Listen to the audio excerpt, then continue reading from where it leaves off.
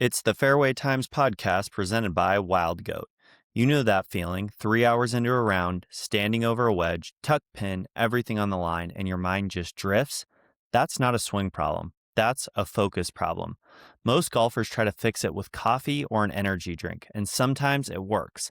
But a lot of the times you get the jitters early and crash out right when it matters most. Wild Goat wanted to build something different. Their Focus Plus Hydration Gummy was made specifically for the demands of a golf round.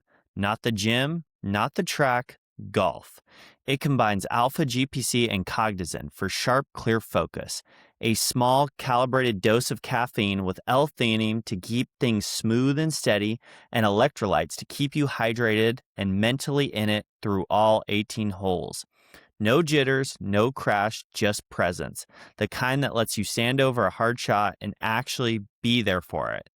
I have it in person today, guys. We are going to try one couple today before we do the podcast because I need some focus and hydration. Flavor's absolutely excellent, guys. Visit getwildgoat.com to order yours today and use code FairwayTimes10 for 10% off your entire order. Sorry, guys, I'm chewing. These are so good. That's getwildgoat.com and use our code today. And now let's get into the show.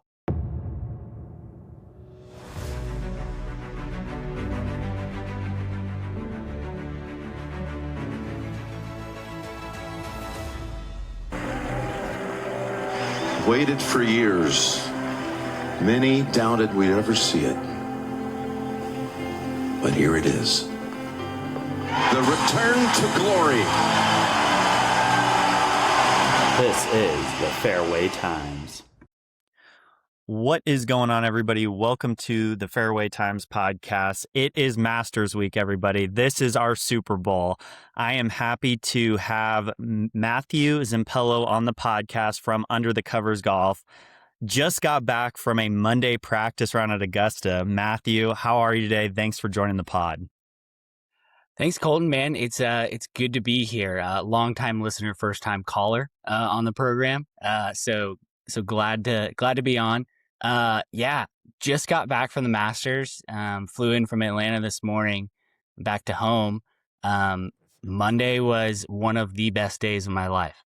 It was the dream that every golfer, gets an invite to go to the Masters, and I finally lived out that dream after quite a long time of wanting to do that. So excited to break it all down. Yeah, so walk us through the moment you found out you were going, getting on the plane. What airport did you fly into? Was it as much as a nightmare as people say? Like, take us through the whole thing. Yeah, so it actually started in last year because the guy that I work with had tickets to last Monday's practice round. And if you remember last year, Monday got totally rained out. And so they re-offered tickets to everybody that went on Monday in 25, Monday 26. So he got 4 more tickets. And I guess the people he brought didn't want to go back. So one random day, maybe 2 months ago, got a text and was like, hey, got 2 extra spots. Do you want one for the Monday practice round? I was like, yeah, totally, I'm in. So the good news about all that is he was pretty experienced. He'd been, I think 3 times before that or something. So he kind of did a lot of the logistics for us, which super helped. He knew where to go. He kind of knew all the ins and outs and everything. And he had some great ideas. So yeah, flew into Atlanta Sunday afternoon, stayed actually in Atlanta right by the airport, which was good because we just rented a quick car, and then we drove up at 4 a.m. On Monday morning and in line by 6:45 to get into the South Gates. So, wow, that's awesome. Very cool. And so maybe we don't want to reveal, but just a random mystery guy that has been in this is his 3rd Masters. Yeah. He there's in the world that I live in, right? There is some ways to get tickets, but he did win the lottery. I believe he's been on a couple members tickets the other times he's been, but he won the lottery this time, and yeah, just I owe him a bunch of gratitude. So I'm in the market for a very nice bottle of wine over the next couple of weeks to drop off at his desk, to say the least. So Yes, you may be indebted to this person for a long time, for years to come. So For- you're driving up, you head into the south entrance. What is the agenda, right? From somebody, this guy that you're with that's a seasoned vet. Is it immediately to merch? Is it, what was the yeah, that was the plan. So the plan was he basically said, "Hey, south entrance, the north entrance at Augusta National is basically Washington Road, right? Kind of Magnolia Lane. Now you don't get to go in Magnolia Lane as a patron. There's a different entrance, but when you walk through the north entrance, it's everything you've ever seen, right? It's the clubhouse, it's hole 18, it's 9, it's 1T, kind of all right there. Everything you ever see on Instagram, TV, whatever. The south entrance has less people. So he was like, "Hey, if you park at the south entrance, you can kind of scoot right in. But the south entrance drops you off right at basically 14T, 13 green. So a pretty cool spot to just kind of pop into. Um, but his idea was, let's go hit the merch shop first. If we hit the merch shop, we can get it done for the day, and then there's a UPS, they do a pop-up UPS stand right next to the merch shop. So you can just drop off all your merch and get it sent back to your house, so you don't have to carry it all day. So that's the one big theme I'll kind of hit on, I feel like, is they have the entire fan experience just executed perfectly. Like there's it's they've done it so many times. They know exactly what works and doesn't work. Everything is very efficient down to going to the bathroom there. It's unbelievably efficient, the whole thing. And so do you want to talk about what did you purchase? What was worth it? What lived up to the hype, and was there anything that disappointed you? Yeah, the wife, she's a big golfer, loves, we travel and play a lot of golf together, which is phenomenal. I was disappointed in the women's merch. I didn't feel like they had a ton of kind of maybe what fit her vibe, but what I thought was kind of like cool women's merch. It was a very kind of just a little different than what I would have expected. I don't think there was a ton of like golf women's merch, it felt like. Unfortunately, the first thing I went to in the merch was like the cashmere section. So I was like, yeah, I really like that sweater. And I pulled it off, and it was like a $750 pullover. And I was like, okay, yeah, maybe I'm not going to, blow the budget on one pullover. So got this windbreaker, pretty sweet windbreaker. Got a vest, coffee cup, and a flag. And then another vest for the wife. So And did pretty well. so is it like when I go to Riviera or I go to Torrey Pines, they always have, the farmer's insurance merch, which us golf purists are not a huge fan of. And then you have Right. Torrey Pines merch. What does that look like? Is there Augusta merch and Masters merch? There is. So there is an Augusta National pro shop, right? But you can only go, regular day pass patrons cannot go in there. That's, I think, if you're either with a member or you have a different level of ticket, you can get into a different pro shop that we weren't allowed to. So everything is the normal Masters logo that you see, either the yellow or the white version of it. But yeah, it's different. There's no brands there. Obviously, that was another big theme. Nothing is branded. Everything is branded Masters. So down to the beer and the soda is branded Masters. There's no brands there. So even all the clothes, even though you can kind of tell it's Peter Millar, it's just Masters Tech, right? So that's kind of how they do it, and it's different from most pro shops. You can kind of pick and choose what you want, and that's true for the coffee cups, the shot glasses, all that sort of stuff. But for the clothing, it's all up on racks, and you just say, "Hey, I want number 17 medium," and then somebody goes off and pulls number 17 for you and just gives it to you. So little different, but it's a machine, right? They've done this so many times. They know exactly what works and doesn't work. It is kind of nice too, because I think one of the downfalls sometimes of hitting the merch shop early when you're trying to get there at any tour event is just having to carry that stuff all day. And then the bags they give you are Right. always like half ripping. So it sounds like Augusta really had that figured out. And I'm guessing they didn't want the patrons in photos having those ugly bags, as I'm assuming how that started. Right. Yeah, for sure. And the big thing with the merch, which I kind of realized as I was walking around, was the gnomes. I don't know if you've ever heard of the gnomes before. Yeah, I have, but going more into depth because I want to hear it from somebody It's that just just saw them. we were sitting in line waiting to get in, and everybody around us just couldn't stop talking about the gnomes. They were like, "Hey, have you seen the gnomes or what they're going to sell today? We got to go get 3 gnomes." And I had never heard of them. I had no idea. But the guy I was with was like, "Hey, yeah, like it's a huge thing. People buy them and resell them." And we were talking last night, and they sell gnomes on eBay for like 10 G's. Some of like the rare runs, I guess. But by the time we got into the gates, and I would say we were anywhere between 150th and 200th in the South Gate that morning. The gnomes were already sold out by the time we got to the merch tent. Like Wow. when we passed it, there was people coming out and be like, "Oh, the gnomes are gone," right? And then you saw these people carrying around 3 or 4 gnomes all day that for some reason didn't ship them back to themselves. So they were just, like you said, weirdly carrying around like these massive garden gnomes all day. It looked like the most uncomfortable spot to be in, walking around Augusta National with these like garden gnomes. And is retail on these like $300-400? I didn't even know because they were sold out by the time we got in there. But yeah, I just, it felt like it felt like almost adult Disney a little bit of like the gnome thing. Not gonna lie, like that was the vibes I was getting with the gnomes, was adult Disney. So I was not into the gnomes, but Yeah, my only experience with the gnomes is not sure if you have gone down the golf whatnot rabbit hole. I But saw somebody, it's live auctions, and obviously this guy was a collector, and yeah, a gnome went for $8,000 in 30 seconds on the app as we were all watching, and that's my only experience with it. So people are making a killing on it. people loved it. I had no idea.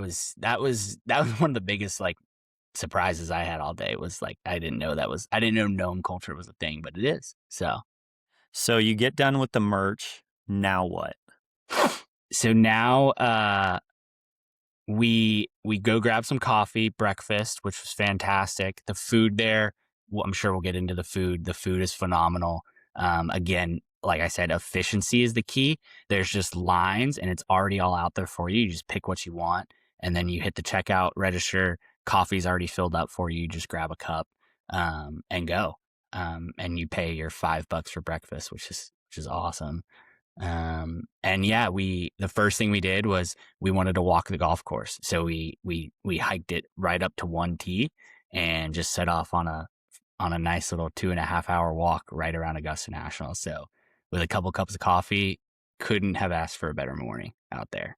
That's amazing. It sounds like pretty much a dream morning. And what was your order? I think it's a good segment. Let's get into the food a little bit. What did you have while you were there? Did you try everything? What was kind of the goals going in? Yeah, definitely wanted to hit all the sandwiches. That was number one goal, was get the sandwiches out of the way and rank the best ones. I had the chicken biscuit for breakfast, which was great. Blueberry muffin, which was awesome, and then the coffee was really good. I'm a pretty big coffee guy, and I thought the coffee was not just your average, massive coffee pour thing. I think it was pretty quality stuff. So I loved that. And then, yeah, got into for lunch, tried all 3 sandwiches. So pimento chicken salad and egg salad.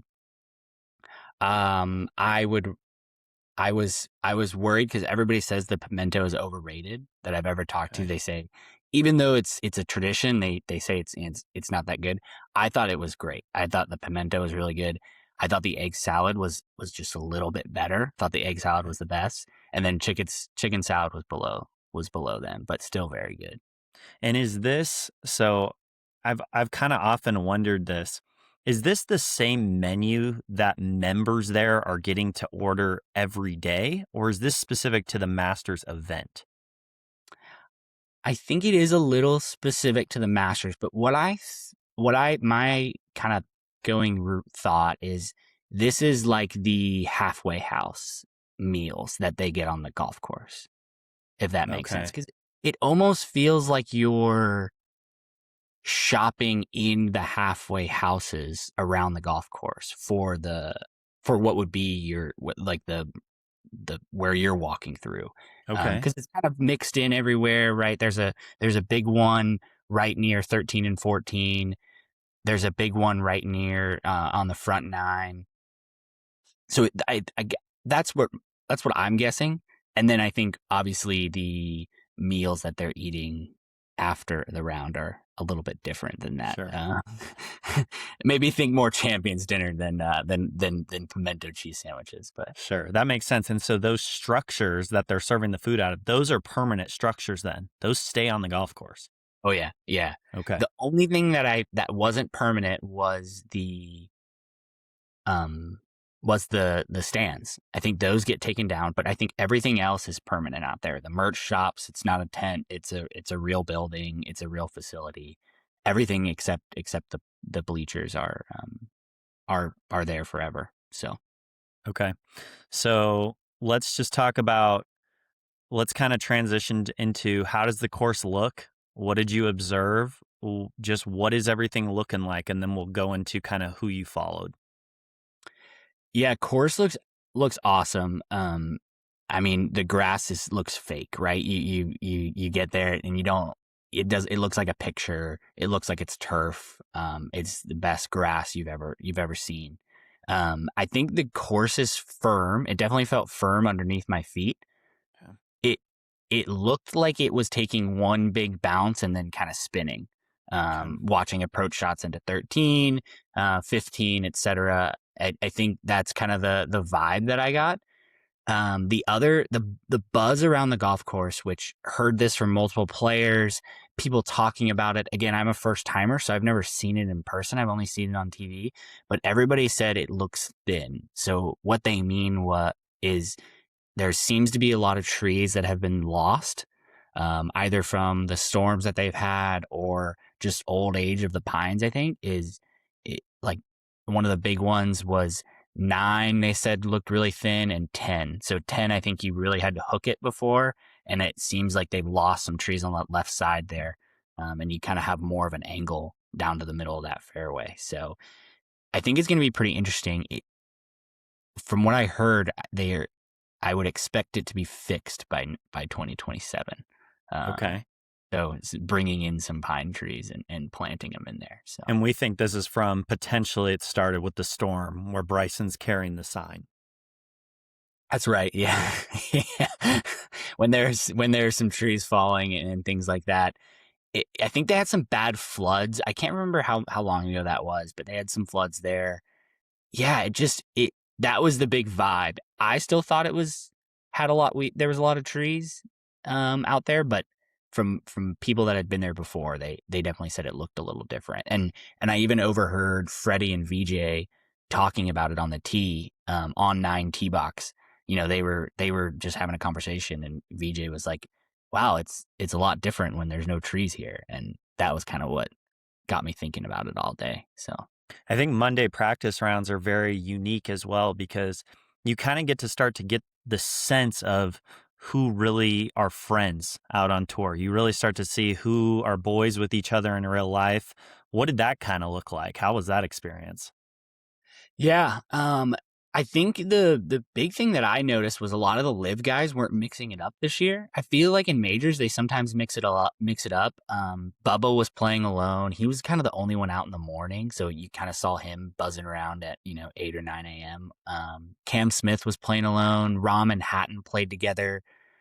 You had your normal guys, right? Like Scotty was playing with Sam Burns. They're BFFs. Yeah. They had Cam Young in their group, which I thought was a really cool group. That was a cool little pairing. Some of the amateurs were playing together. Freddie Couples was playing with Jake Knapp, which was all-time all-time swing vibes in That one is all group. time. Yeah, and they had VJ with them, so man, that was just. I would love to be just a fly on the wall for the conversations that they were having all day. That was pretty sweet. Michael Brennan and Aaron Rye were playing together. They were kind of first timers, or I think maybe Aaron's played there before, but Michael Brennan was definitely a first timer. And the biggest thing I thought was weird was Rory was playing alone. He was just kind of walking around. He was kind of in a bad mood. It felt like weird vibes a little bit from Rory. So Seems like sometimes a common theme out at tour events before it starts with him. I know, and I was listening into his press conference today because I was wondering if he was going to be his normal, like, kind of snippy self with the media whenever he kind of gets that way, and he seemed really fine in his press conference today. So maybe something was bothering him yesterday, but yeah, it was weird to kind of watch him come down two fairway and onto 3 tee box kind of just alone with Harry Diamond. Even they didn't speak much. He was just kind of staring off into the distance. So. It's funny you say that because I'm not sure how much you're into YouTube golf, but Grant Horvat recently just had Justin Rose on, and it was filmed a couple weeks ago, but it was just came out yesterday. And Grant kind of asked him, like, who are really your friends out on tour? And he made the comment that, like, a lot of his friends are like Ian Poulter. When they went to live, like, they not only just separate on the golf course, but they really stop speaking a lot in real life. So it's interesting that you say that because it feels like tour players are kind of feeling the same way. Okay. So what was sticking out to you today? Did anything really stand out? You watch a ton of golf. You played at a competitive level. Did anything really pop out to you today? Yeah, Bryson is being so hyped up. Everybody was buzzing around Bryson. I hope that's because I feel like when Bryson has a good week, is he kind of comes in a little under the radar. It's like he hadn't been playing well, and then he comes in, kind of pops up. Now, I definitely think he could play well, but I feel like he's kind of setting himself up for disappointment. Like when Bryson walked up on 1 tee, it was like a run for the tee box. Everybody just ran over there, wanted to see Bryson. It was definitely that was a big buzz. From a competitive golfer standpoint, Mav McNeely's short game. I watched him for 25 minutes on 1 green, just hit the most unbelievable chip shots I've ever seen in my life. I mean, put pins on all the corners of 1 green and just hit these like nippy little shots that stopped right next to every one of those little discs. It was one of the most unbelievable things I've ever seen. He is a great short game. Is Mav McNeely the most underrated player on the PGA Tour? Are we at that level right now? Yeah, I think he definitely goes under the radar. I don't know if he hits he definitely has length, but he doesn't have that like jump off the page length, I don't think, like some of the guys out there, like the Rorys and the, DJs used to have. Like he doesn't have those loud traits. But the traits that he has are phenomenal. I mean, putting, just made a ton of putts as I was watching him. Just he's gonna win at some point. I think it's a matter of when, not if, with Mav. I agree. And the last time I followed him was in 2025 when Ludwig won at Torrey Pines. And he went on, I believe we were there on Sunday, and he went like 5 under through 11. And watching him operate out of the rough was one of just the most unbelievable things. Like Torrey Pines rough is some of the most insane on tour. And I'm watching this guy stick balls to 3-4 feet out of this rough. And it just blew me away. That's the first time I really was like, okay, I think this guy, we're just, especially on the betting side, we're just forgetting about this guy. Yeah. I don't think you break what he broke Tiger's win record at Stanford. I don't think you do that if you're not a serious golfer. So I think he's just got to find it. And I think he might be one of those guys that once he does win, the floodgates open. I think that's kind of almost reminds me a little bit of a Cam Young, maybe a little bit of a comparison of, although Cam Young has some louder traits like his driving length and stuff like that. But I feel like with Cam Young, right, he wins and it kind of opens up the gates, right? I think Mav could be the same way. So. Is Shoffley pre-first major win a fair comparison? Yeah, love that comparison too. Once he does it, it's like, okay, here we go. Yeah, love that one.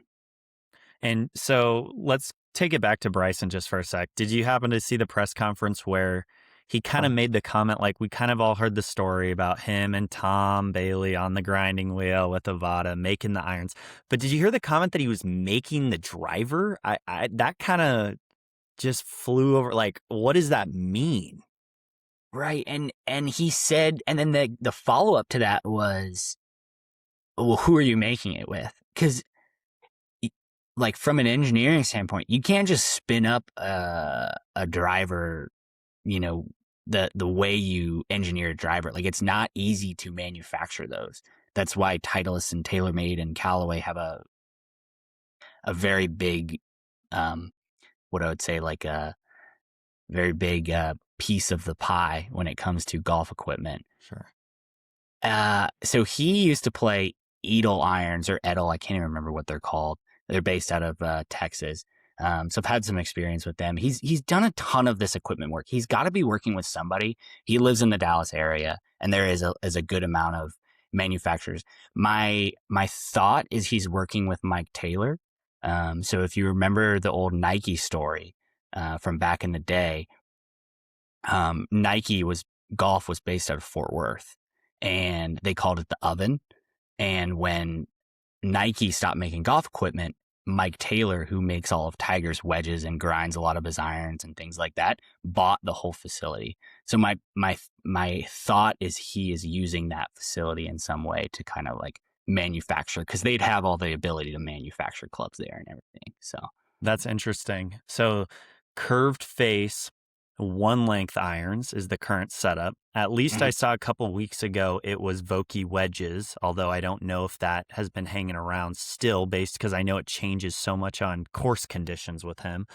But Vokey wedges, and then the driver, I guess, is kind of up on the air. We'll have to really, I need to dig in to see what it is, because I live almost across the street from the LA golf facility, and obviously that is no longer. So now it's just kind of, it was just a very interesting comment he made, but it was very cool to see him also kind of take responsibility that, like, if I play bad, now it's on me. Like, I made the club.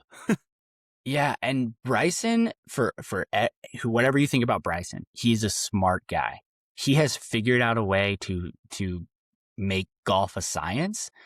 I would not bet against Bryson from being able to pull this off. Would be my, if you were going to say he'll never figure it out, he will go down to every pathway that he can to figure it out, on how to build a set of irons and a driver, and he will hire the right people. He definitely has the cash to do it. I think that's the start, right, with Liv. So, and I think with his next contract with Liv, right, if he asks for, say he asks for $500 million, right, there's the funds to go maybe build a golf equipment company, which would be awesome.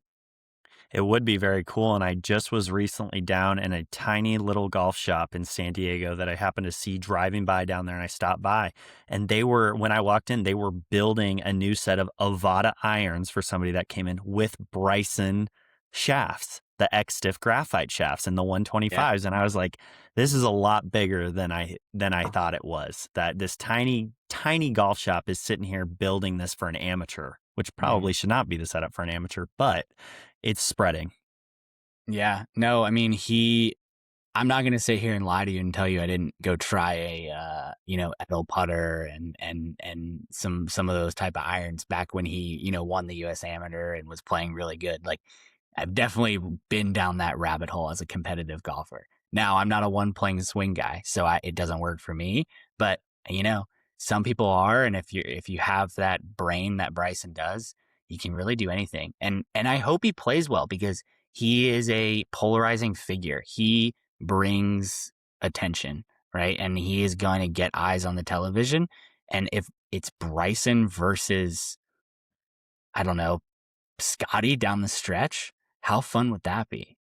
Oh, it'd be unbelievable. It would be unbelievable. Yeah. And just even last year, what came out of the whole, like, oh, Rory wouldn't, even talk to me.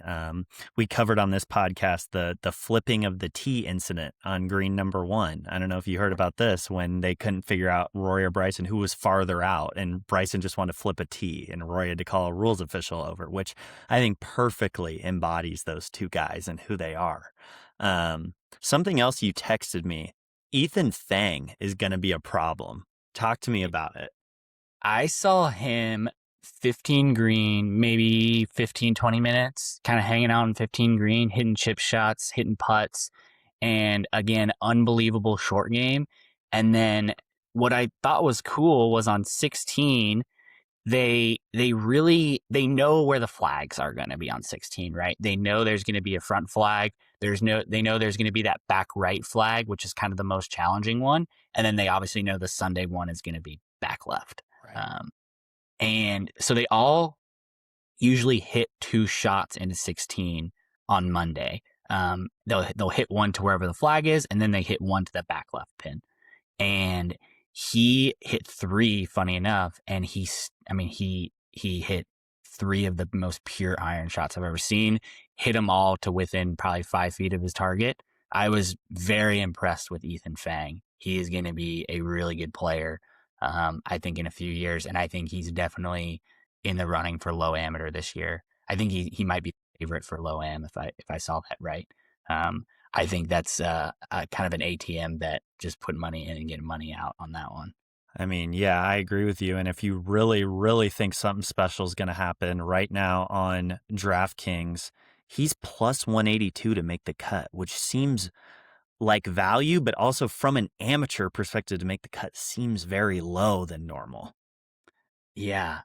It goes back to, I think it goes into a little bit of NIL. I think if we weren't in the NIL world, he'd probably have turned pro already, because he could be making a ton on the PGA Tour. But I think he's making probably pretty good money from his equipment sponsors with NIL. And he's like, I get to hang out at Oklahoma State and have an awesome life and play in the Masters and play in the British, in the Open, and play in the PGA. And basically, he basically is living as a PGA Tour golfer in college. I don't know how much better you can get than that. So one of my good friends, she works in the Oklahoma State golf lab, and I've heard those words before, which is this guy operates a little bit differently. So we'll definitely see how that shakes out over the next couple of years. Okay, was Jason Day. Well, what did it look like in person? Because I was a little unsure. I'm a golf fashion guy, but I was a little on the fence on this one. Yeah, I'm glad he didn't wear the bird pants. I thought that would have been a little much. Yeah. But he wore a really nice pair of khaki pants, and he wore the bird vest. Okay. And I saw him. I knew it was him because I saw the DeWalt golf bag on 12 green sitting there, and I knew he was coming up on 13, so we kind of stayed there and watched him come through. I thought he looked great. A lot of people were talking about it. A lot of people on social media hate Malbon, whatever. I thought he looked phenomenal. I thought it was a great look. So yeah, I'm a big fan. I'm a huge fan of Malbon. I own it. I don't know if I would ever rock that personally. Have you did you hear what Stefan Malbon came out and said in an interview today about the pillow? I didn't. Okay, so supposedly the vest that Jason Day wore that they asked him to take off, Augusta took that vest away, and a member then told Stefan Malbon that it was inside one of the cabins made into a pillow. That's phenomenal. That's a phenomenal story. I would love if they don't give it back to him until he wins. That would be a really good meme for Augusta is you get this back if you win They bring that out instead of the jacket. Yeah. They bring him a pillow. That would be sick. I will say on the Malbon point, Freddie Couples had a pair of the nicest pants I've ever seen in my entire life, and they were Malbon. Really? Yeah, I sat behind him for a good 2-3 minutes, and it was noticeably a nice pair of pants. So Asher Frau, who we just had on the podcast a couple weeks ago, was just at the Hogue Classic Champions Tour in Newport Beach.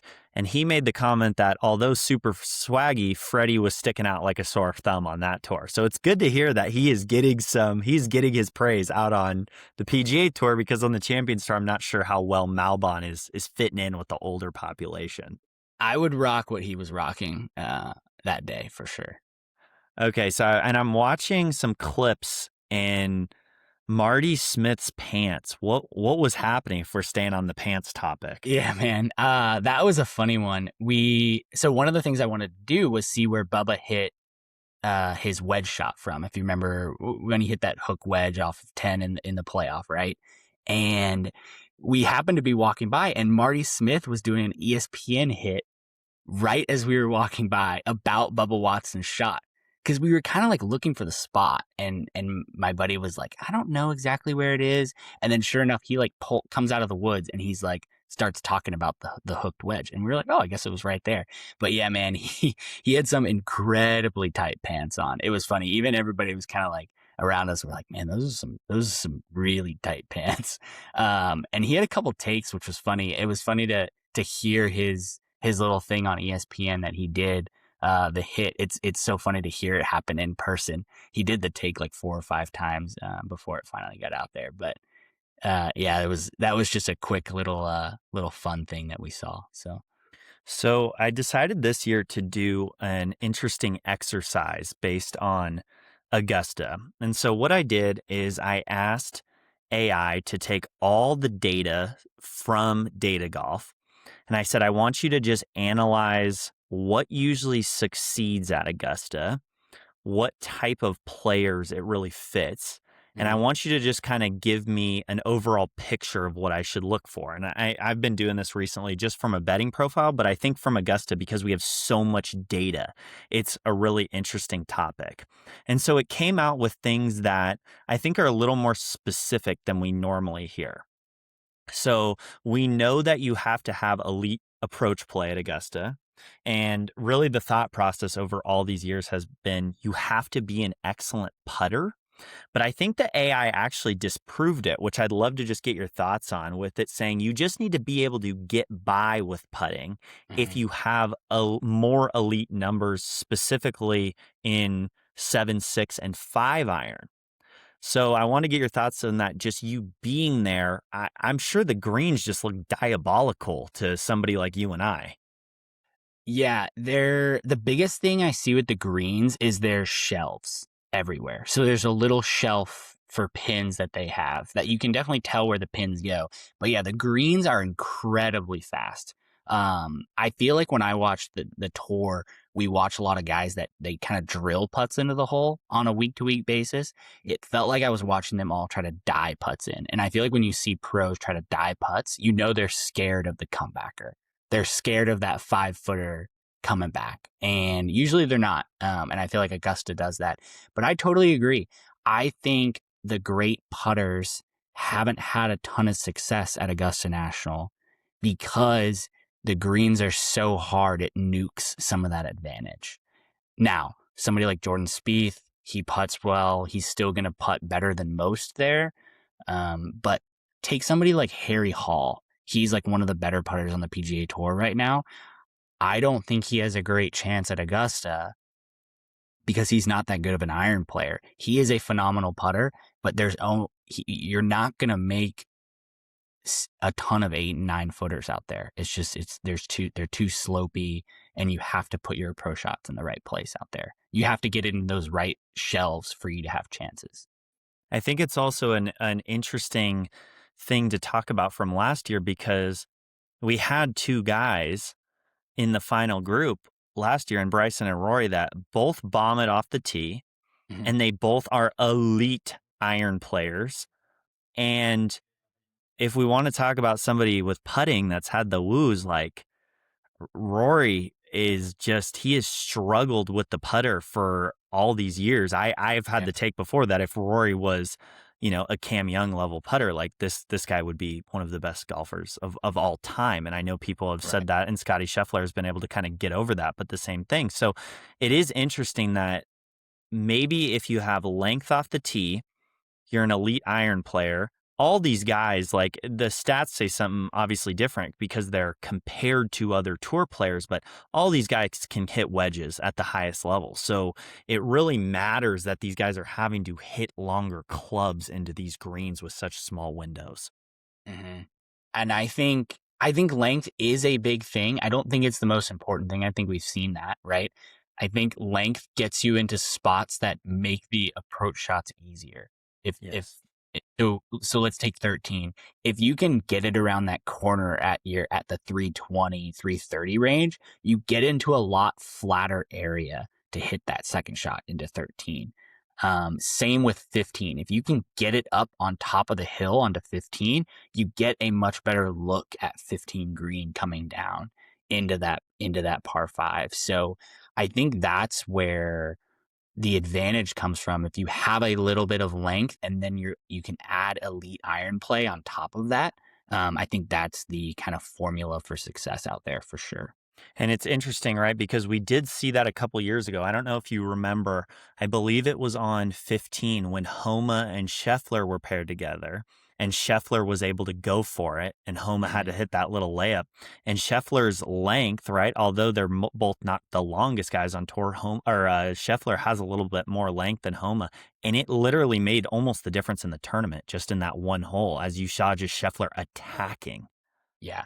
I mean, it's just a difference, right? If you can get, 6 and 7 iron in your hand going into 15 versus, 3 iron 5 wood, it's just you have such a better opportunity to stop the ball, number one, and then you're looking at eagle with birdie kind of automatic to some of these guys. Whereas if you miss the green, okay, now you really got to hit a great chip where the short game comes into play, and then you're kind of struggling for birdie, maybe make a par right on some of those holes that you need to make birdie on. So yeah, totally agree with the analysis. I think the great putters that don't hit the irons very well are going to struggle out there. Somebody that I always wish has played better at Augusta is Colin Morikawa, just with his iron play. Feels like he should have a good record here, but kind of doesn't. Might go to the fade, right? With the right-handers, you kind of need to be able to hook it off the tee a little bit. So that could have something to do with it. But Scotty doesn't really hit a hook. So, and he's found success out there. So, Yeah, I think, whenever I've seen Scheffler in person, it's just amazed me how well the ball truly does move both ways. And sometimes, with guys that usually are primarily fade guys, they can struggle at Augusta, but there is outliers, right? DJ has a green jacket. The guy hit 98% fades. So it just kind of, I think, depends how you operate. And what I will say is I think Colin may get better over the years as he learns how to operate the fade at a higher level, kind of like DJ did there, and knows the spots he has to get to off the tee to then hit a more comfortable fade. For sure. And I think he will learn that. And I think he'll only get better as time goes on. But yeah, I would put Colin as one of the kind of perennial favorites if he stays, within that top 50 in the OWGR over the next 10 years. He would be someone where you'd kind of bet a little bit on every year, and he might pull one off one time just with the iron play, from what I saw kind of going into those greens. So weather has definitely been a factor over the past couple of years. So as long as the forecast stays how it is, I think it's going to be sunny. It's going to be beautiful, but I think the greens are going to be even faster than normal. So usually at Augusta, we're seeing 9, 10, 11, 12 under, right? DJ's 20 under was clearly an outlier. It was COVID. They were playing the Masters in November, I think, if I remember right. So just a total outlier. But if you had to guess, is the good weather going to make scores go lower, or do you think the greens getting baked out and being faster is going to play a factor? I would bet it's going to be harder. I think they're going to dial that place up. I think they have the weather forecast, the perfect weather forecast where they can really do whatever they want, right? They're going to control the amount of moisture that's in the golf course for the entire week. And I think they're going to get that place playing really firm and fast. for the first major of the year. I would bet less than double digits under par wins this year. I think if you get to 9 on Sunday afternoon, you're winning the Masters. Okay, so we think 8, 9 under is the range. So we just talked about a little bit what type of players. So let's talk about really some names of guys who this really fits. So for me, these players that fit the mold of guys that are pretty elite off the tee. They don't have to be the longest guys, but are elite off the tee. Elite long iron players, decent putters, and above average short game players. So Scotty's obviously definitely going to be in there for me. Rahm, I think Ludwig fits this profile really to a T. Yeah. Bryson, although I think the dispersion off the tee we've seen can really hurt him to put him in bad spots. And I think Xander as well. Who are kind of your guys that fit that profile? Yeah, I think with the rough right now, so that was the other thing I noticed was rough is really low. So I would say rough was lower than I expected. Now that could grow over the next couple of days, right? They could bring it up a little bit. I like Jake Knapp. I think he hits the ball long enough, plenty long enough. And I think he's a pretty good iron player. And I think he's found a little bit with the putter this year. He could be a sneaky good pick for picking up a win. John Rahm, obviously, like you're gonna pick the thoroughbreds out at Augusta National. That's what it's all about. Another one, since he's playing well, Gary Woodland. I wouldn't sleep on Gary Woodland. He could, he's coming off a win. He's feeling better, it seems like. And he kind of said it today in his press conference that Augusta's probably the best place to have, scared of people being around you because you have the least amount of people being around you at Augusta National. So it's not like a U.S. Open where it's crazy out there. So I would put Gary Woodland in there as a sneaky long odds pick to pull it out. And he's a major championship, so he knows how to do it. Just fun kind of for some to discuss too a little bit as we kind of transition here into betting profiles. Jake Knapp is plus 10,000 as an outright winner. And this is a guy who in almost every metric of strokes gained is like head and toe above everybody else on tour. Is this a misvalue? Are we missing something about his game that isn't lining up? Like, what do the odds makers know that we don't hear? This seems like at least something to sprinkle on, right? Yeah, I can't remember. I want to know how many Masters Jake Knapp has played in. I don't think this is his first Masters. I believe it's his. I want to say it's his second or maybe third. I can't think of it on the top of my head, but I would say that's probably a reason why he has pretty long odds there. Yeah, I saw him hit it on 9 and he just absolutely crushed the golf ball. I mean, like effortless power. So I feel like he's a great pick and he's hitting his irons well and he played well, I think at Torrey and Pebble, if I remember that correctly this year. Yeah, he played excellent. US Open style golf courses, major championship style golf courses, I could see him playing well. This is his second Masters. 2024 was his first. Okay. Yeah. So again, he probably needs some experience. It's actually interesting to see that he was playing with VJ and Freddie Couples, trying to get some experience out there, I'm guessing, try to know where to miss it, kind of know the secrets around there. So yeah, I would put Jake Knapp in for a good week. I think that would be a good pick at plus 10,000. That feels like really good odds that you could get some value at. So John Rahm is plus 910. I think that just kind of makes sense, right? We talked about thoroughbreds. What do we think about Min Woo at plus 6,500? I mean, this seems like a guy where the game matches what we just talked about. Right. Yeah, hits it a long way. He plays well in Houston. So Memorial Park, I'm actually super familiar with Memorial Park. They dial that place up to feel like Augusta National for that tournament. So low amount of rough, big wide fairways. You can kind of hit the ball as hard as you can out there off the tee a little bit. I like that pick as well. I think it's good odds. He's playing with Jason Day, who's been here, I would probably say more than 10 times now, easily. So yeah, I feel like he's kind of learning a little bit from Jay Day and Adam Scott. So could be a great pick. In Woodley, love that one. And then I think just based on overall game, at least based on the document that we kind of filled out together before we recorded, it seems like both of us not named John Rahm or Scotty Scheffler. I mean, it seems like Ludwig is the other best player in the world right now, no? Yeah, right after the Players, I declared on our podcast that Ludwig Aberg would win the Masters. So I'm sticking to my guns. Ludwig Aberg will be the Masters champion after this week.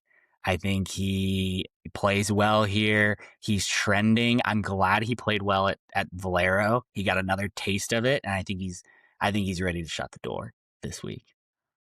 Okay, besides Ludwig, talk to me about other bets that you just like. Could be anything. Just talk to me about what you're kind of sprinkling on.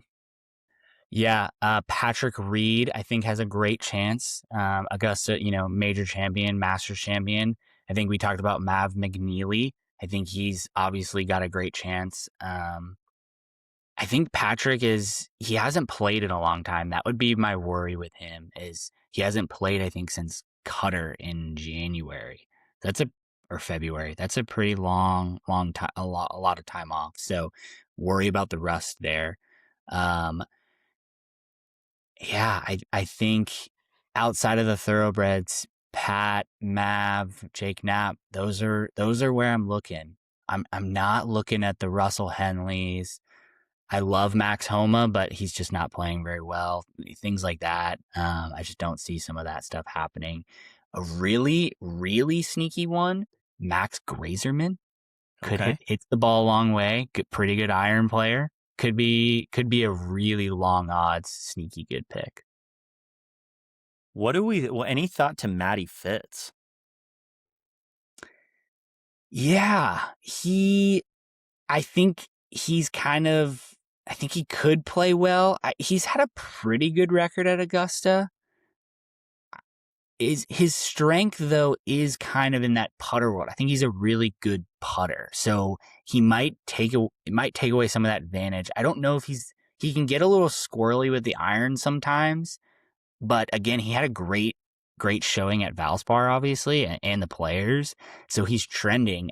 I think he's a good pick. I think he's definitely a high odds to finish up there near the top for sure. Yeah, I think I'm not on him to win, but I think him at top 10 is interesting. I like your thought process with Patrick Reed. I like him top 20. Couple kind of weird ones. I like J Rose. I like my guy Rosie to finish in the top 10. I think it just feels like there's some unfinished redemption, and he's just been playing. The guy is just always good at golf. I really don't know how else to describe it. And maybe it's, once again, because I'm biased because I just watched him play with Grant Horvat. But the guy using the claw grip and rolling it in, I think he shot 64 on Grant's channel, which was filmed 2 weeks ago. It just kind of swayed me. I mean, his game just looked unbelievable. So maybe Rosie top 10. And then for a little bit of a weird one, just to have something fun to root for, what do you think about Angel Cabrera to make the cut? Yeah. Straight out of prison. Straight out of prison, baby. Yeah, I love that pick. I mean, he knows how to play Augusta National. He just I don't know if he's got the length anymore, where he might be hitting a lot of woods into the greens, but if anybody can do it, I think he can. He's probably not, he's probably taken every Masters start as he's thinking this is life now. He's out of prison. He's just having fun with it. And that's like some of the best golf you can play when you're not tight. Well, the other thing is, like, he's been playing. I looked on the Champions Tour. This guy's been playing unbelievable, just dominating everybody. Yeah. Dominated a couple qualifiers. And I can't, what was it, 2013, I just can't get the image of him just dominating Augusta National in the pouring rain. And I obviously didn't end up winning with Adam Scott, but like, I can't get that image burned out of my head of him just like, he literally just walks up to balls, looks like he's about to smoke a cig and just goes and flushes everything. I can't get it out of my head, man. I know. It's good vibes, for sure. I want to hit back on Justin Rose because, just a thought, if 2 putts go Justin Rose's way at Augusta National, we're talking about a two-time Masters champion in Justin Rose. Yeah. Right. Lost to Sergio in the playoff and now lost to Rory. I mean, he's really could be one of the, and I think he's been up there before, close to the lead as well outside of those years. He's really loves Augusta National. So I think it's a great pick.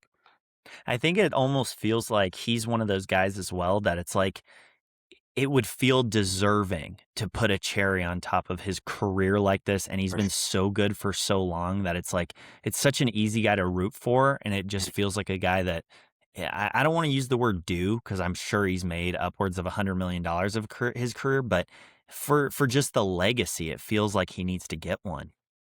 Yeah, he deserves it. I would say he would not be an unpopular champion if he puts the green jacket on Sunday. I think everybody would be like, yeah, that makes sense.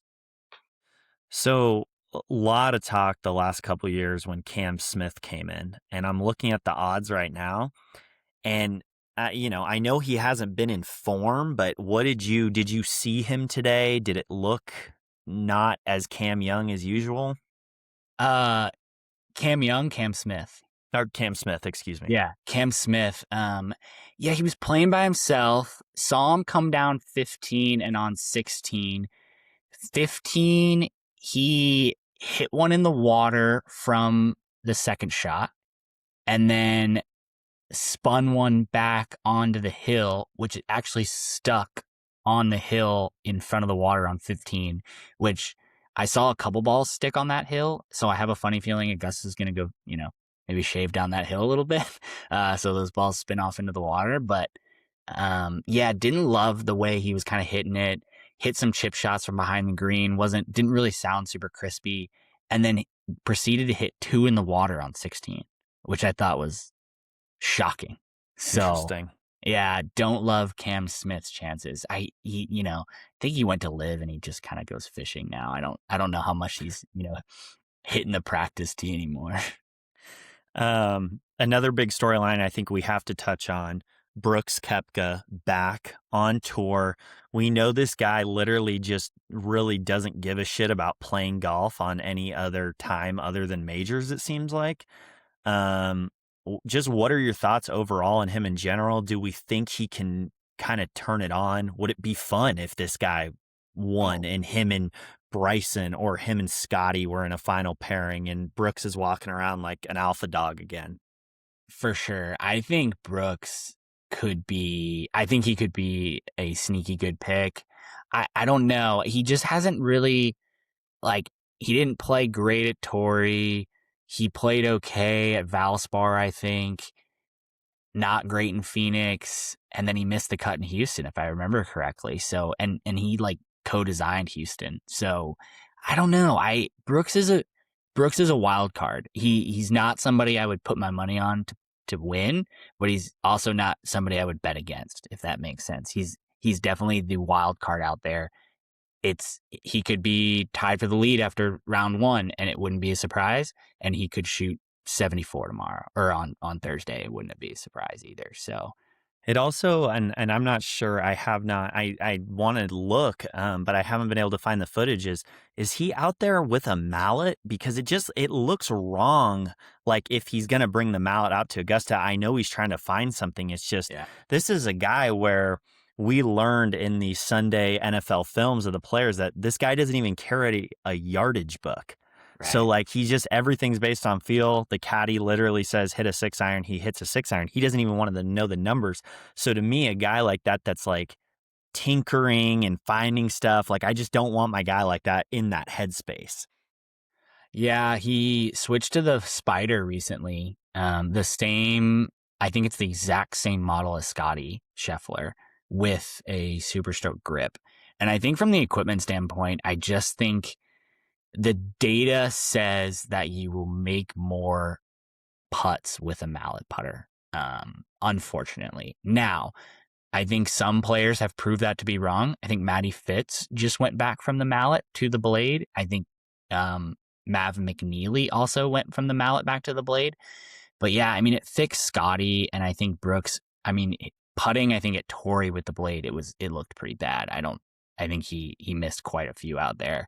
So I think I think it could be one of those things that it's temporary. I think he could try it, getting his stroke back on, and then he could come out and put the blade back in and really putt well. So hopefully we don't see the death of the blade putter, but Brooks is one of those ones that unfortunately he had a pretty sick putter collection out there. Yeah.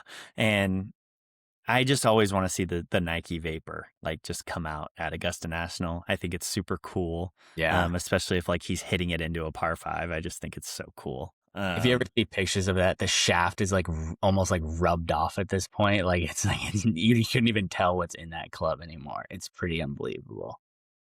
I think there are some guys that are flying under the radar a little bit from a media standpoint. And I think we touched on this when we first started recording today, which is we feel like when Bryson is overhyped and everybody like it's just a struggle, but when he's under the radar, he might play the vest.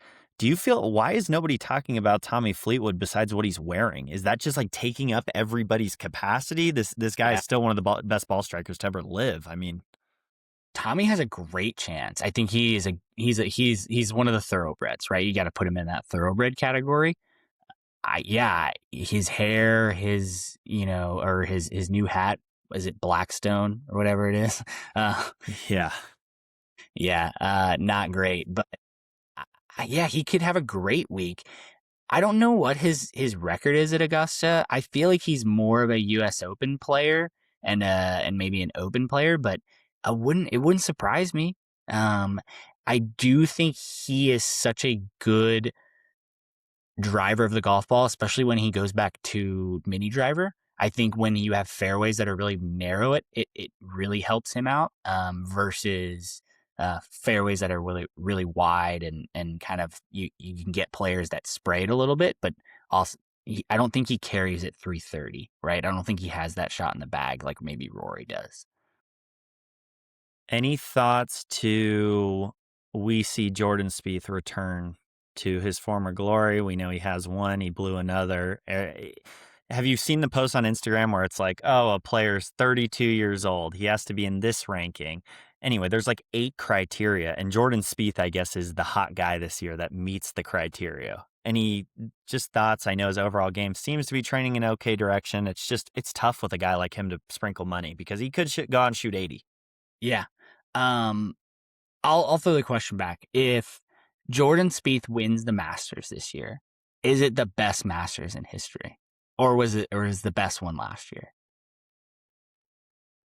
I don't think it can be the best Masters in history because he already has it. He's already eclipsed the mountain. And that's hard for me because I like seeing guys get over the hump, if that makes sense. Like when Xander, like there were so many people shitting on Xander, and I'm like, this guy's a top 3 player in the world. Like he'll get one. It just takes time. But Jordan's has already kind of eclipsed it, I guess. Like if JT won the Masters, I would be like, this is the best Masters ever. Like, Okay, I can get behind that. That's another guy not getting a ton of airtime. Haven't heard a peep about JT.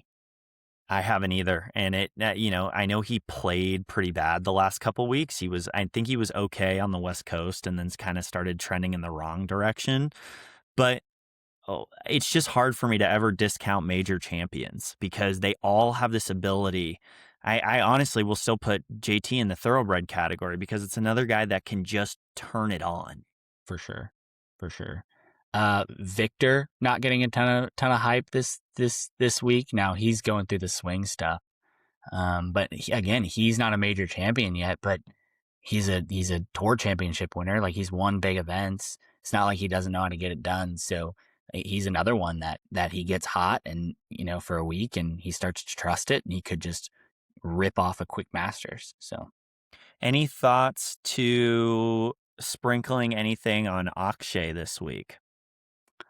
Yeah, lefties do well at Augusta now. They can cut it. The ball is, from equipment standpoint, the ball is so easy to cut.